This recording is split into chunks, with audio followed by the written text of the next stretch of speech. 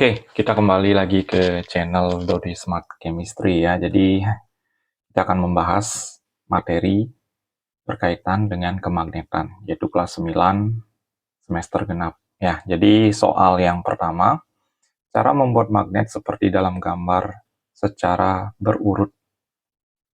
Jadi kita tahu bahwa cara membuat magnet itu ada 3 ya. Ada yang namanya induksi, kemudian ada yang namanya elektromagnet, kemudian ada cara yang menggosok. Oke, kita bahas satu persatu. Jadi di sini jelas ada sumber tegangan. Ini menandakan cara pembuatan dengan elektromagnetik.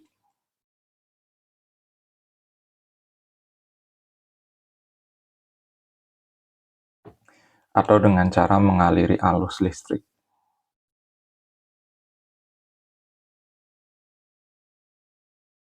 Mengaliri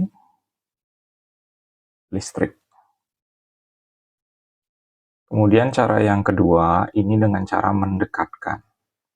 Jadi kalau mendekatkan ini istilah lainnya adalah induksi. Kemudian jelas cara yang ketiga itu dengan cara menggosok.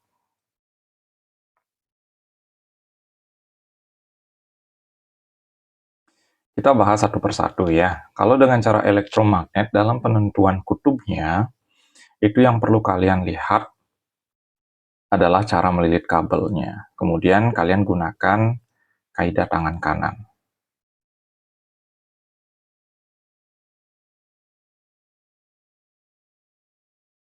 Di mana ibu jari kalian itu menunjukkan kutub utara.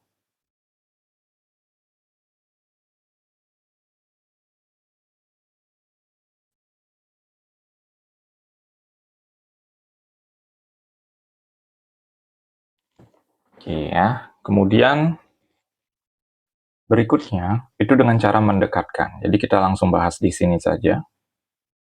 Ini kutub utara, kutub selatan. Jadi ingat sifat magnet ketika didekatkan itu akan tarik-menarik ketika kutubnya itu berlawanan ya. Jadi B ini sama dengan kutub utara, B-nya sama dengan kutub utara, A-nya itu kutub selatan. Oke, itu cara induksi. Jadi konsepnya harus mengikuti bagaimana sifat magnet ketika kutub yang berlawanan didekatkan itu terjadi tarik-menarik. Kemudian dengan cara menggosok. Jadi kalau penggosokan itu harus searah ya. Tidak boleh bolak-balik ya. Jadi boleh gambarnya seperti ini atau seperti gambar yang tertera di soal. Nah, kalau kalian lihat, itu yang dipakai menggosok itu adalah kutub selatan. Berarti jelas, kutub pertama kali di sini adalah kutub selatan juga. Ini juga kutub utara. Oke. Kemudian selain dari cara pembuatan magnet, ada juga cara menghilangkan sifat magnet.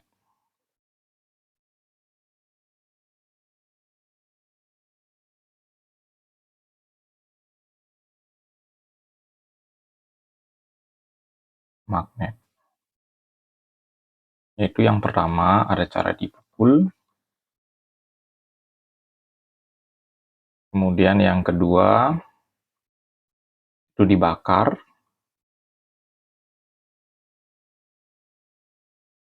Yang ketiga dialiri listrik bolak-balik atau AC. Oke ya, jadi itu cara pembuatan dan cara menghilangkan sifat magnet. Next, soal berikutnya, cara membuat magnet dengan cara menggosok. Nah, tadi kita sudah bahas bagaimana teknik pembuatan magnet dengan cara menggosok. Jadi tidak boleh bolak-balik. Jadi ini jelas salah. Ini juga salah. Kemudian untuk kutubnya, di mana kutub yang digunakan untuk menggosok itu harus sama dengan kutub yang pertama kali digosok. Jadi jelas di gambar ini untuk penentuan cara penggosokan dan yang benar dan sifat kutubnya yaitu yang option B. Kalau option D itu salah. Kenapa? Karena kutub yang digunakan untuk menggosok itu kutub selatan, di sini jelas harusnya kutub yang di sini yaitu kutub selatan. Jadi ini jelas salah ya. Oke, next soal berikutnya. Logam AB dan logam CD didekatkan dengan sebuah magnet seperti gambar berikut. Jadi yang dipakai adalah magnet jarum ya. Jadi di sini sudah ada kata kuncinya didekatkan. Didekatkan berarti induksi. Jadi kalau ini utara selatan jelas. Kalau induksi kutub A-nya ini utara, ini selatan. Kalau selatan utara jelas ini selatan utara. Oke, kita cek dulu. A dan C utara salah ya. A dan B utara salah. A dan D selatan salah. A dan D utara. B dan C selatan. Jadi jelas jawabannya adalah yang D. Oke, next soal berikutnya. Kembali lagi model induksi ya. Jadi kembali ada kata didekatkan. Oke. Jelas ini utara. Jadi dalam satu magnet itu pasti ada dua buah kutub yang berbeda, utara sama selatan. Jelas ini utara, ini selatan, ini utara, ini selatan. Jadi us ya kalau secara berurutan. Jadi jawabannya adalah yang A. Oke, next soal berikutnya. Transformator. Nah, jadi kita bahas detail. Jadi salah satu penerapan konsep kemagnetan yaitu transformator ya. Jadi transformator itu rumusnya adalah NP per NS sama dengan PP per PS sama dengan IS per IP. Di mana S itu adalah sekunder, boleh juga output, boleh juga keluar ya. Jadi bahasanya sekunder itu keluar. Kalau P itu primer, boleh juga dengan bahasa input, boleh juga dengan bahasa masuk. Oke, N ini adalah jumlah lilitan.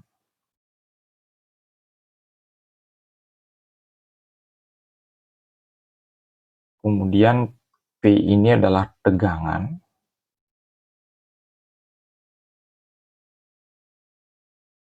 I ini adalah kuat arus.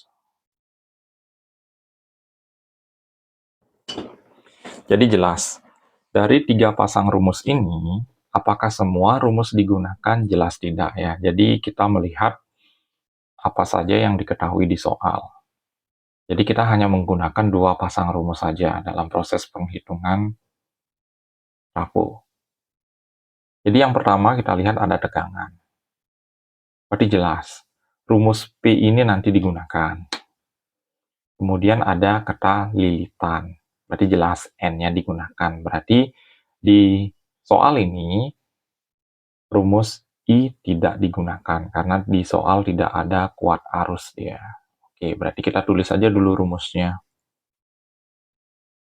NP per NS sama dengan PP per PS. Kita masukkan angkanya. Input itu artinya primer. Tegangan primernya itu 220 volt. Berarti sama dengan 220. Yang ditanya tegangan output, berarti yang ditanya adalah PS. Berarti ini lilitan inputnya ya, atau lilitan primernya yaitu 1000. Kemudian lilitan sekundernya itu ada 500. Ya, kalian boleh sederhanakan terlebih dahulu selama bisa disederhanakan. Ini hasilnya 2, yang ini 1, tinggal dikali silang aja. Berarti jadinya 2 kali PS sama dengan 1 dikali 220. Berarti PS-nya sama dengan 220 dibagi 2. Itu hasilnya adalah 110 volt. Oke, silakan dicermati terlebih dahulu ya. Jadi sekali lagi, untuk penggunaan rumus itu tergantung apa yang diketahui di soal. Jadi di soal ini ada tegangan sama lilitan, jelas kita menggunakan rumus N sama P. Jika nanti di soal itu ada kuat arus, jelas pasangannya tergantung. Kembali lagi, apa yang diketahui di soal. Oke, next soal berikutnya. Gambar di atas menunjukkan 3 buah magnet batang. Oke, ingat ya. Jadi konsep yang pertama kalau ketemu soal yang kayak gini, satu, itu magnet punya 2 kutub yang berbeda.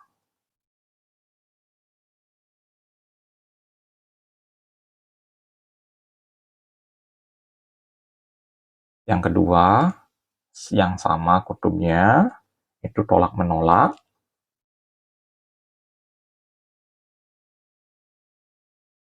Kemudian kalau yang berbeda,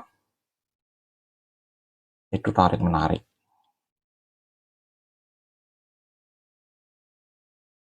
Oke, kita lihat terlebih dahulu. Gambar di atas menunjukkan 3 buah magnet batang. Jika C kutub selatan, jadi C-nya kutub selatan. Kita isi tanda aja lah dulu. Selatan, sorry.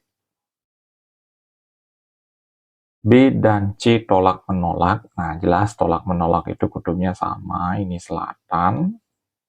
Serta D dengan E tarik-menarik. Nah, kalau di sini selatan berarti ini utara.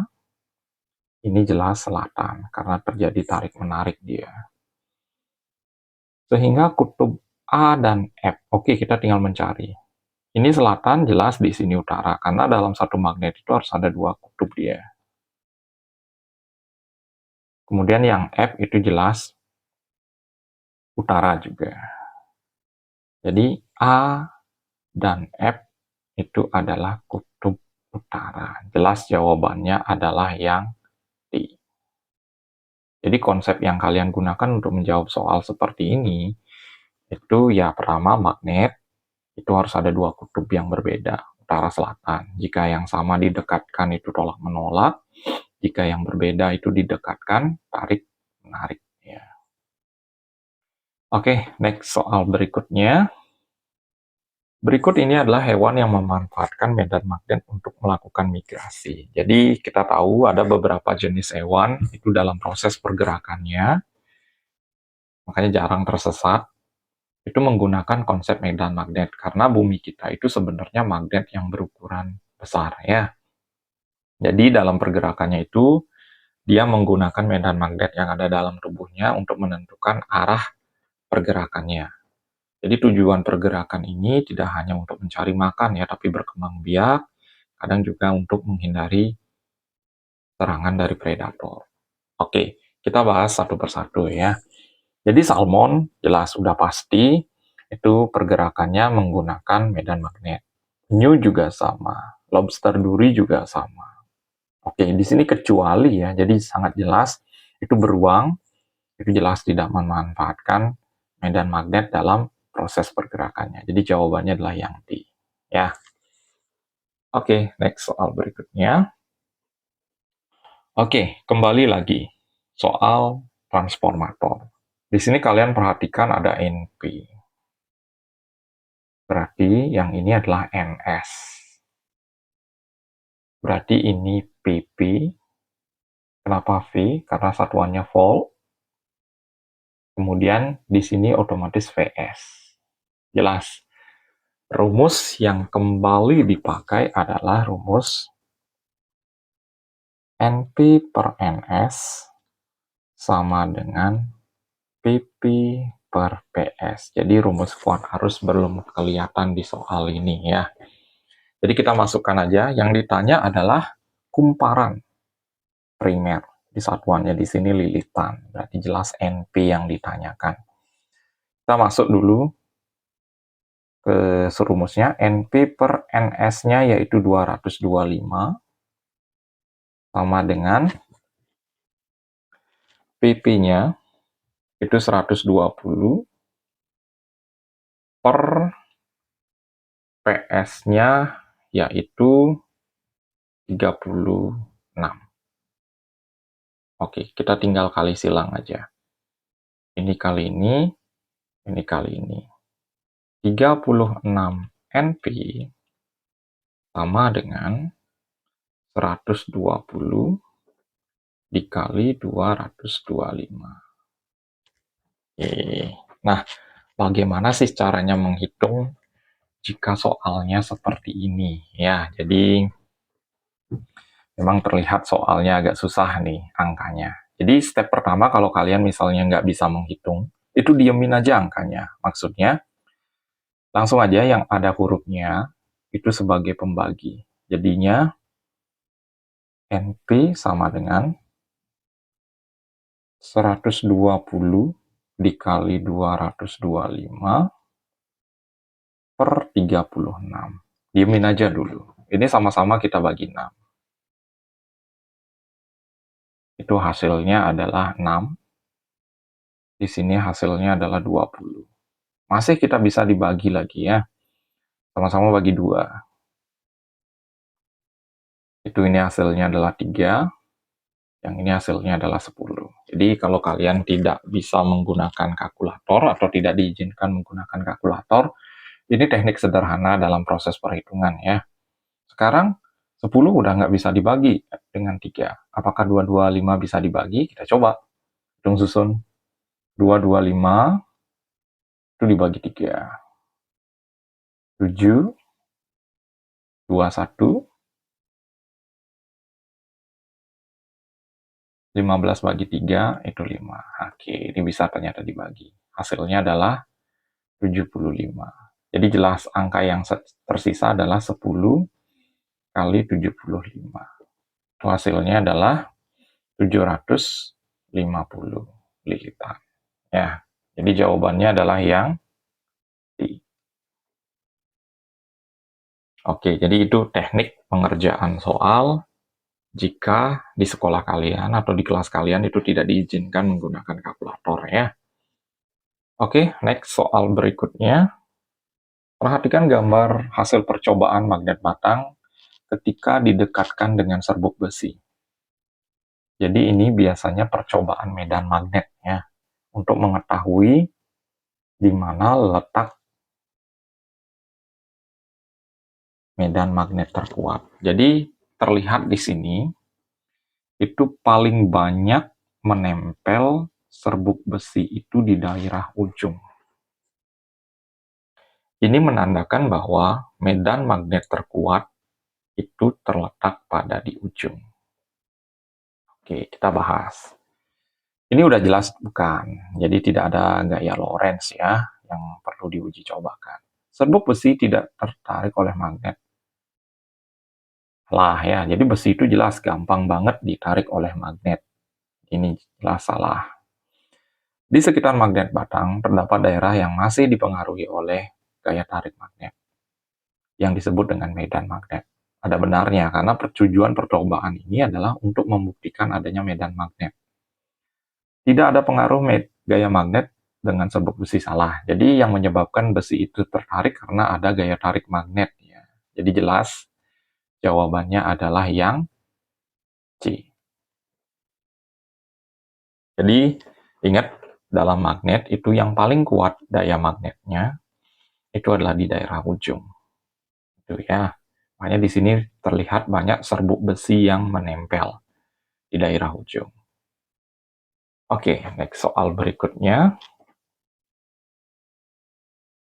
Gambar garis gaya magnet yang benar. Jadi konsepnya kalau garis gaya magnet, utara itu selalu keluar, selatan itu masuk. Ya, jadi sudah jelas kelihatan. Ini kutub utara, tanda panahnya keluar, dia masuknya ke kutub selatan.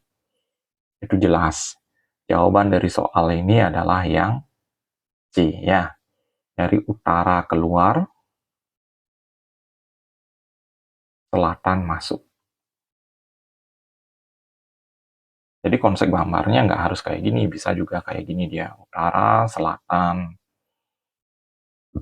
Ini ada garis, ini juga ada garis. Jadi yang penting tanda panahnya itu menyatakan dia keluar. Kalau selatan itu masuk dia.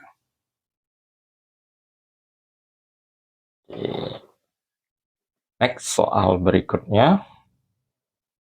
Seorang siswa melakukan investigasi untuk menguji kekuatan magnet. Jadi jelas nih, fokusnya kekuatan magnet. Siswa tersebut memiliki beberapa magnet dengan ukuran bentuk massa yang berbeda. Dia menggunakan magnet untuk mengangkat klip logam. Cara mengukur kekuatan magnet melalui investigasi yang benar adalah massa magnet. Jadi, apakah massa semakin besar ukuran magnet itu semakin besar kekuatannya? Belum tentu ya. Jadi ini masih belum tentu nih. Ukuran magnet jelas semakin besar ukurannya, kan otomatis massanya makin besar ya. Jadi belum tentu. Klip logam yang tetap menempel pada magnet. Nah, jadi yang lebih tepat adalah berapa sih jumlahnya ketika klip logam itu nempel di magnet. Jadi gitu cara untuk menentukan kekuatan magnetnya. Jadi jawaban yang lebih tepat adalah yang C. Oke, next soal berikutnya. Berikut dari keempat gambar tersebut yang menunjukkan jika dua buah magnet didekatkan, induksi, akan saling tolak-menolak. Jadi tolak-menolak itu ketika kutubnya sama.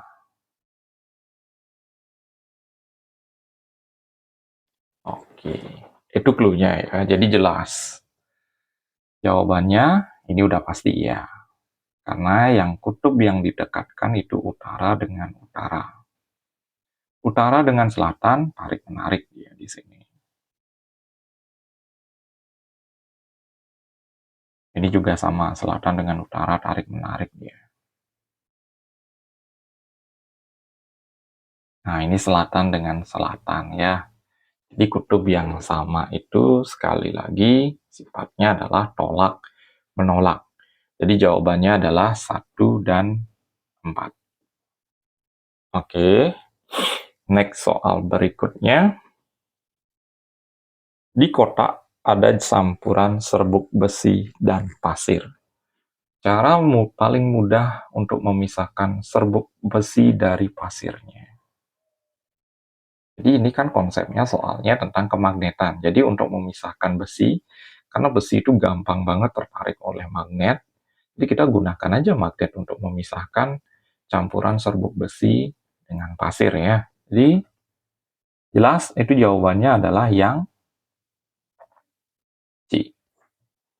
Oke, jadi gampang ya. Next soal berikutnya. Jika sebuah magnet batang dipotong, maka keberadaan kutubnya.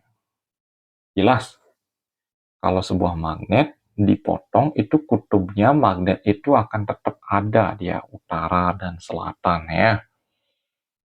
Bagian A hanya akan memiliki kutub utara saja. Bagian A memiliki kutub utara selatan, bagian B tidak memiliki kutub, A dan B masing-masing memiliki satu jenis kutub. Jadi ini ngecoh banget gambarnya ya. Ini maksudnya bagian A, ini bagian B. Jelas bagian A ketika dipotong ini bukan selatan, utara, bukan ya. Tetap kutubnya ada dua. Misalnya di sini selatan, di sini utara misalnya. Kalau di sini misalnya utara, di sini dia selatan. Tuh ya, jadi jawabannya adalah yang B.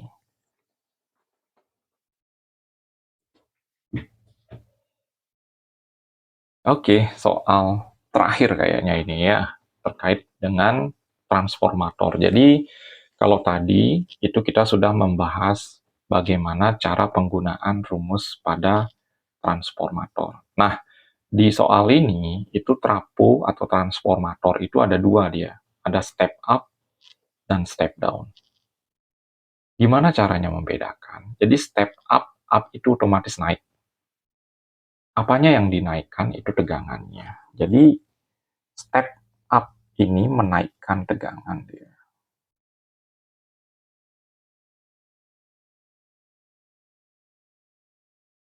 Sedangkan step down itu menurunkan tegangan.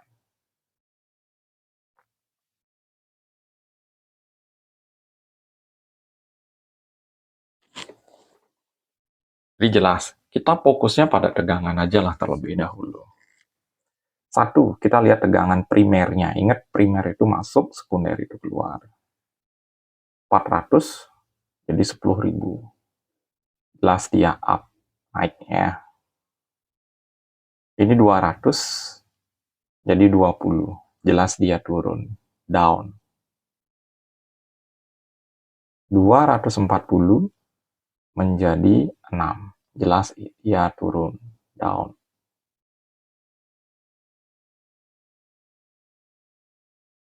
500 jadi 3.750. Jelas dia up. Berarti up, down, down, up. Oke, jelas jawabannya adalah yang D ya. Oke, jadi itu pembahasan soal-soal berkaitan dengan materi kemagnetan. Jadi di sini lebih banyak membahas bagaimana cara membuat magnet, kemudian bagaimana cara menghilangkan sifat magnet, kemudian tentang trafo step up dan step down, kemudian bagaimana sifat medan magnet, dan beberapa organisme yang memanfaatkan medan magnet dalam proses pergerakannya ya. Jadi silakan dicermati lagi dari awal sampai soal yang terakhir.